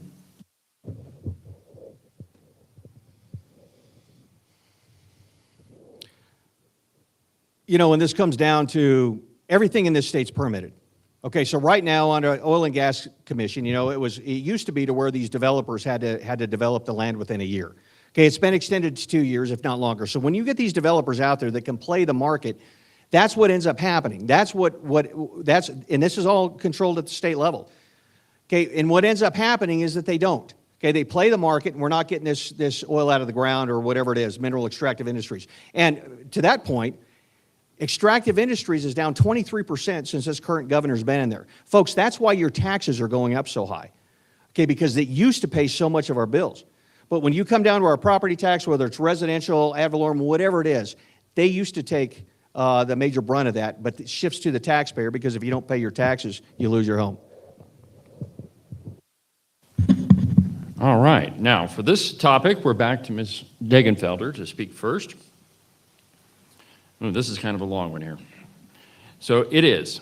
Wyoming's executive branch wields tremendous power, much of which has been ceded by the legislature. Wyoming's next governor should take concrete steps to rebalance the separation of powers of Wyoming's government. That's a long one. Let me read it again. Wyoming's executive branch wields tremendous power, much of which has been ceded by the legislature. Wyoming's next governor should take concrete steps to rebalance the separation of powers of Wyoming's government. Ms. Degenfelder, you have 3 minutes. Yeah, well, in order to do this, we've got to have the executive branch and the legislative branch working together. That's number one. And we need to return that type of relationship. I've proven that I can work with the legislative branch to figure out how we do that, how do we create more efficiencies, and ensure that no branch, as particularly executive, is too powerful. I think that our state government has grown too big. I think that we absolutely need to create efficiencies. I'm only one of 2 state agencies in all of state government that brought a reduced budget to the legislature this last budget session. It's hard work. You have to roll up your sleeves and figure out how do we create these efficiencies? How do we look at this beast that is government and ensure that we have it in check? And so absolutely, and that's something that I'll be working every day with our legislative branch to be able to achieve. We need smaller government for the people of Wyoming. We need more dollars that are back in your pockets so that you can spend them on your families and you can have affordability here in the state of Wyoming. 3 minutes, Brent Bean. Okay, well, I've been all over the state talking to a lot of the more conservative legislators on what I see as the end state for the 3 branches, and I want them rebalanced. Okay, right now, as said, we've got an executive branch that's very much overpowered. We have followed by a judiciary branch that we don't know what they're going to do next. And then we have the legislative branch that has all the strings. They have all the keys, right? They're for the budget, everything else. Okay, and they've abdicated so much of their authority to the executive and to the legislature over the years that this is why we're in the position we have right now. So yeah, I want to make sure that the other 4 outside of the governor's office actually have their constitutional authorities. And then I want to go in there, and folks, this is all about leadership. Okay, I've done this kind of stuff in the past when it comes down to looking at gaps, when it looks down to the efficiencies of things, and figuring out how can we streamline this. How can we put things back in balance? Because right now, things are so out of balance that every other year we'll do a supplemental budget.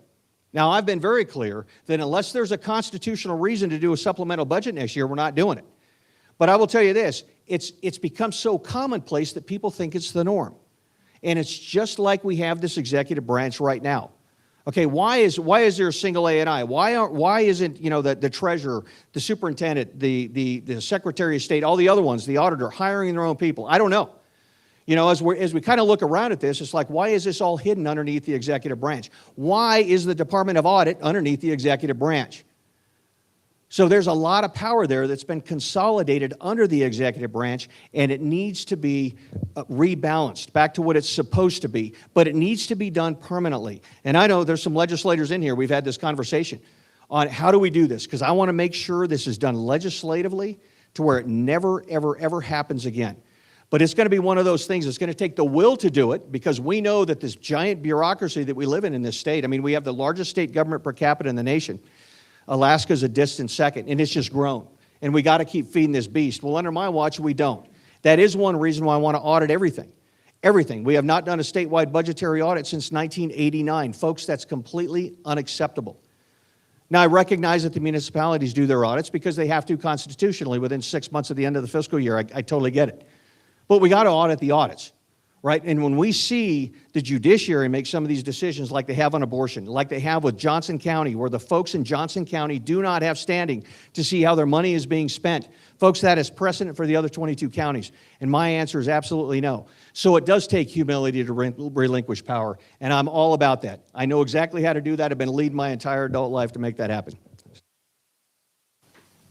2 minutes, Megan Degenfelder. Well, the next governor absolutely has got to be able to hit the ground running to truly modernize state government, to think differently about how we provide state government. How do we privatize more of what's currently within state government? How do we think differently about our hiring and our firing practices? How do we think differently about how the entire makeup and these different teams and agencies work, our various boards and commissions across the state of Wyoming? I have a track record of getting that done in one of the state's larger state agencies. We need to do that for all of state government, and we need to be able to actually deliver on that. Number two is ensuring this isn't just a bottom line issue, but how do you ensure that state government is productive? Because the money is on a spreadsheet, but how do I ensure they're actually doing the work? And we ensure that we have an efficiently run system within state government. At the Department of Education, we set the bar, and we said these are our 3 core values. We said it's all going to be about transparency, it's going to be about innovation, and customer service. And we started thinking differently how we reward state employees to do the work and to have that concept of get to yes. Not just showing up and working a job day in and day out, but actually wanting to solve problems for Wyoming people. We need a leader that state employees, that individuals want to get behind. They want to be a part of this mission to be more efficient for the people of Wyoming. And that's exactly what I'll bring in the governor's office. 3 minutes, Brent Bean. Ultimately, folks, it's all about results. And that's what leadership is. Leadership is the follow-through all the way to the end. Okay, now my definition of leadership is not typically what you hear. Typically what you'll hear out there, it's trust but verify, trust but verify. You hear that all over the place. I am a trust and empower leader.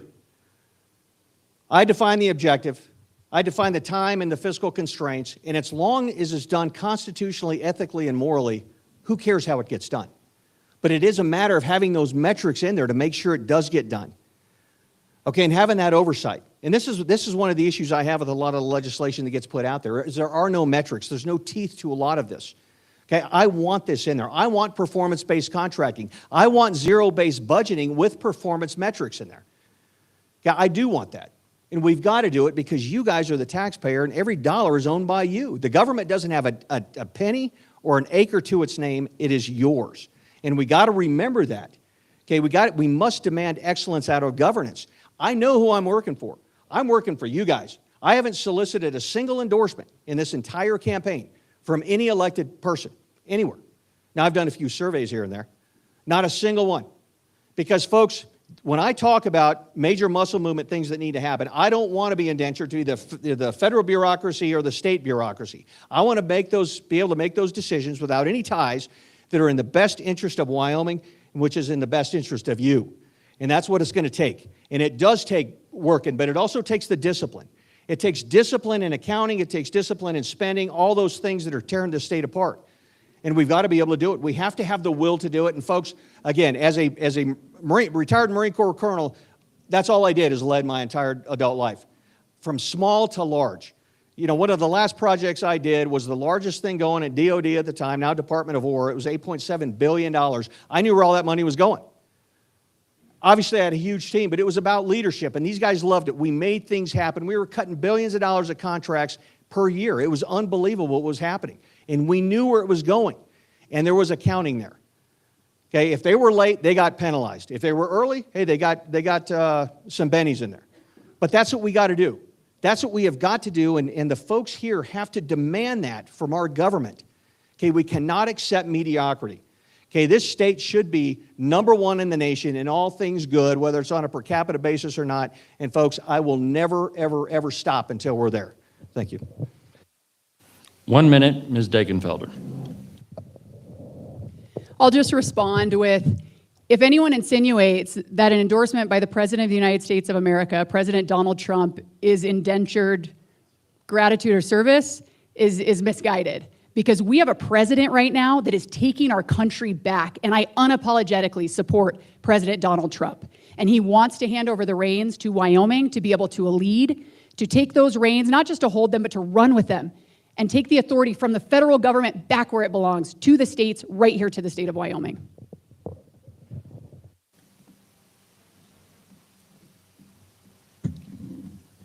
Okay. Wyoming Constitution should be amended to eliminate the governor's line item veto. Brent Bean, 3 minutes.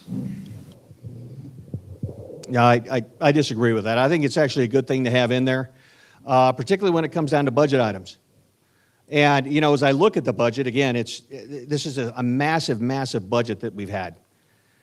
And we just passed the largest budget in our state history. And everybody's still complaining about more money. And it's like, where is this money going? So, no, I think there's relevance to it. I do not think it should be completely taken away from the governor. I do think that, you know, it's one thing that we could possibly look at. Is there any relevance to doing that? But right now, I have no intention of pushing to get rid of line item veto. Ms. Diggenfelder? I believe that the line item veto can be used in thoughtful ways, particularly when it comes to the budget or certain bills. I will tell you one thing, though. I get frustrated with this nonsense of not signing or not vetoing a bill. You know, you might disagree with where I'm going, but you're going to know exactly where I stand and where I'm headed. And so that means you're either vetoing or you're signing every bill. This in the middle, this wishy-washy, I'm not interested in that. Mr. Bean, 1 minute. Well, you know, 2 minutes. You're going to get a sign or a veto from me. That's just the way it is. And I do agree with that statement. You know, it's one of those things that's why the governor's there. Okay, he's the leader. He's the elected leader in the state. And if he can't make a doggone decision, then he should be out of there. Okay, and that's what I'm going to do. Okay, I will make those decisions. I've made tough decisions, whether it's in or out of combat, folks. People's lives are on the line or not. I know what it is to make tough decisions. So when I look at these bills, obviously there's going to be criteria in there. Is it constitutional? Is there any threat at all? Any threat at all to the constitutional liberties of the people of this state? Because, folks, without our freedom, we have nothing. And I can assure you that I fully understand the value of our liberty because I have witnessed the end state of tyranny, whether it's in Bosnia, Kosovo, Afghanistan, or Iraq, and it's horrific. Okay, and I will do everything to uphold my oath to defend your constitutional liberties. So I will look at every bill. I'll look at every single one of them. And if something needs a line item, particularly with the budget, you know, I'll do that. I will do that. But ultimately, my litmus is to protect your constitutional liberties because, again, without our freedom, folks, we've got nothing. Megan, 3 minutes. I just told you I wasn't going to be wishy-washy, so I don't think I need the rest of my time. Okay, 1 minute for Brent. Mr. Brett, 1 minute.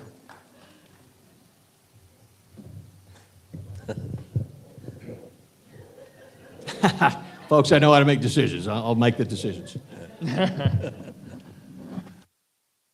All right, well, that concludes our gubernatorial debate for this evening. Why don't you give all our candidates a hand?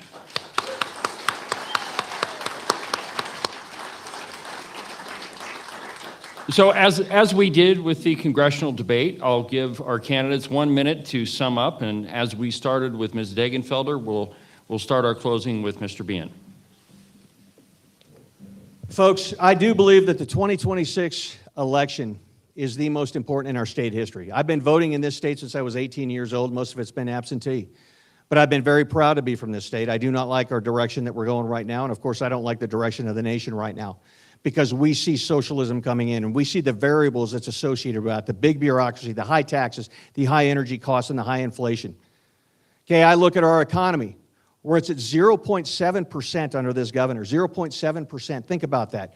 The national is at 2.4. Okay, we can do so much better than that, folks, but we have to recognize the threats that are coming into this nation, the threats that are coming in to our state.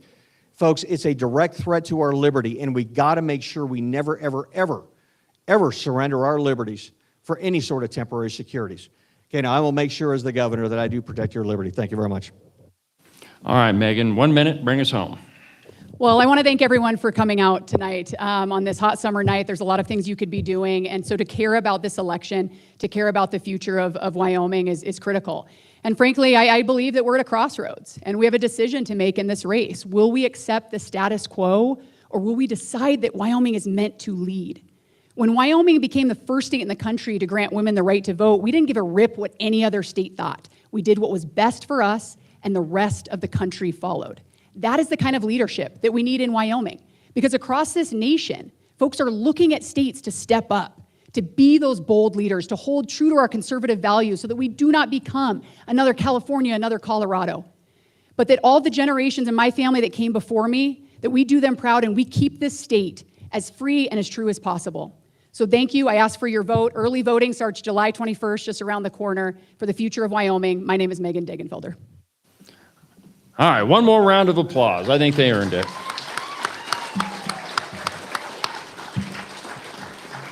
Okay, stick around. In just a second, we're going to put that QR code up so we can do a straw poll for the gubernatorial debate. And Mike, if you're still around, I need you to unlock your laptop for me. So we'll do the straw poll. I'll give you 10 minutes, and then we'll find out who won this thing. So just back in just a second.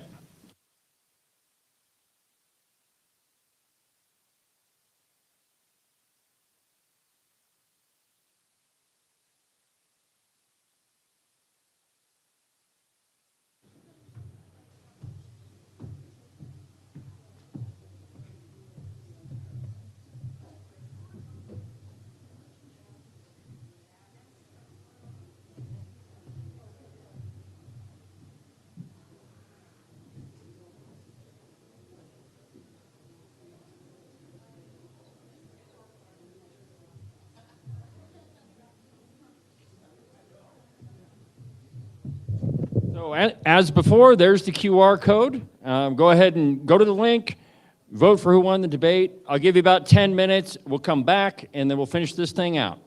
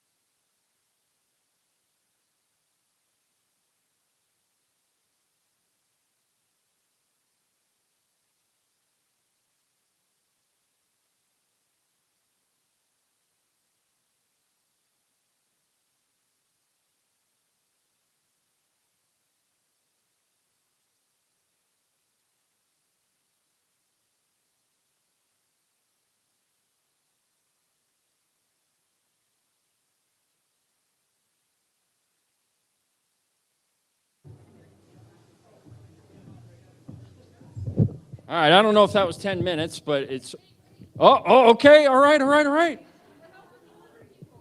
Okay, does anybody else need more time? Okay, all right, I'll give you a few more minutes. Yeah, my wife says I need more patience. She's probably right.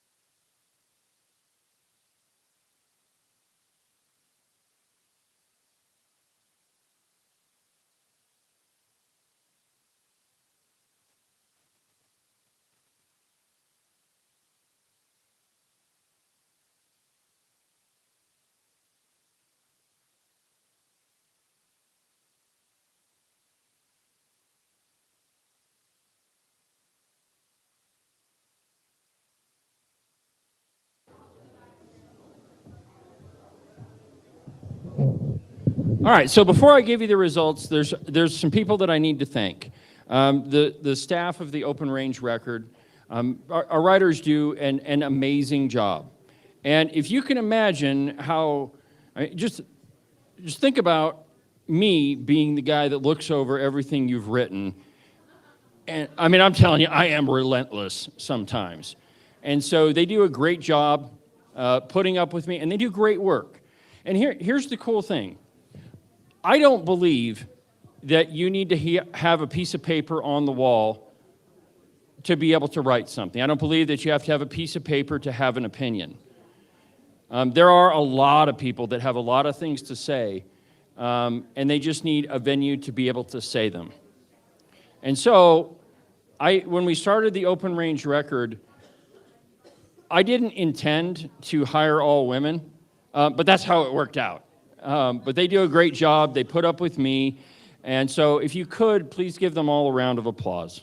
They do an awesome job. Thank you. Okay, so let's find out what the results are.